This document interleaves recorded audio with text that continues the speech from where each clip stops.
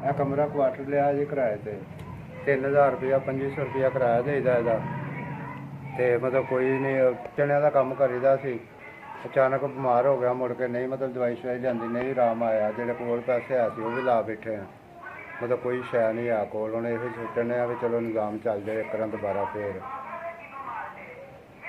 ਸ਼ਾਦੀ ਨਹੀਂ ਮੈਂ ਕਰਾਈ ਤੇ ਮਤਲਬ ਮੈਂ ਨਾ ਇਕੱਲੇ ਹੀ ਹਾਂ ਤੇ ਅਖੇ ਦੇ ਨਾਲ ਆਲੂ ਚਣਿਆਂ ਦਾ ਹੀ ਕੰਮ ਕਰਨਾ ਹਾਂ, ਆਪਣਾ ਨਿਜ਼ਾਮ ਚਲਾਉਣਾ ਹਾਂ। ਉਹ ਜਿਉਂ ਬਿਮਾਰ ਹੋਇਆ ਮੁੜ ਕੇ ਉਹ ਵੀ ਬੰਦ ਹੋ ਗਿਆ, ਕੋਈ ਨਹੀਂ ਮਤਲਬ ਹੁਣ ਕੋਈ ਸੁੱਖ। ਆਲੂ ਚਣਿਆਂ ਦਾ ਮੈਂ ਨਾ ਵੀ ਦੁਬਾਰਾ ਸਿਸਟਮ ਚਾਲੂ ਹੋ ਜਾਵੇ, ਉਸ ਤੋਂ ਬਾਅਦ ਚਲੋ ਇਹੋ ਜਿਹੇ ਤੁਹਾਡੇ ਹੱਕ 'ਚ ਦੁਆਵਾਂ ਹੀ ਲੈਣਾ।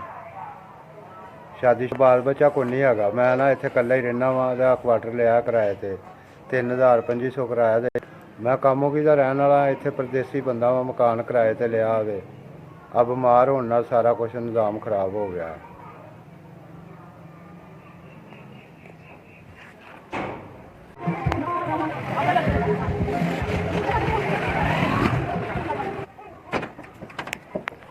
ਆ ਮੈਨੂੰ ਸਮਾਨ ਲਿਆਤਾ ਸਰ, ਮਿਹਰਬਾਨੀ ਤੁਹਾਡੀ ਬਹੁਤ ਬਹੁਤ।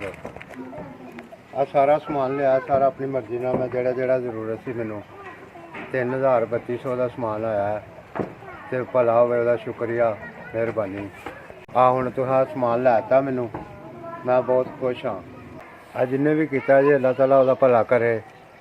ਦੁਆ ਹੀ ਹੈ ਨਾ ਸਾਡੀ ਤੇ ਸਾਡਾ ਰੋਜ਼ਗਾਰ ਟੁਰ ਗਿਆ ਫਿਰ ਮੁੜ। ਅੱਲਾਹ ਤਾਲਾ ਉਹਦਾ ਹਰ ਬੱਚਿਆਂ ਦੀ ਤੰਦਰੁਸਤੀ ਦੇਵੇ, ਸਭ ਕੁਛ ਖੈਰ ਖਰੀਅਤ ਕਰੇ, ਉਹਨਾਂ ਦੀ ਤੰਦਰੁਸਤੀ ਹੋਵੇ। ਕਾਰੋਬਾਰ ਕਰਾਉਣ ਵਾਲਿਆਂ ਦੀ ਸਾਨੂੰ ਆ ਕਾਰੋਬਾਰ ਕਰਾਤਾ, ਚਲੋ ਮਿਹਰਬਾਨੀ ਉਹਨਾਂ ਦੀ। ਮੇਰਾ ਕਾਰੋਬਾਰ ਚੱਲ ਗਿਆ, ਅੱਲਾ ਨੇ ਕੀਤਾ। ਬਹੁਤ ਬਹੁਤ ਦੁਆਵਾਂ ਕਰਾਂਗਾ ਮੈਂ।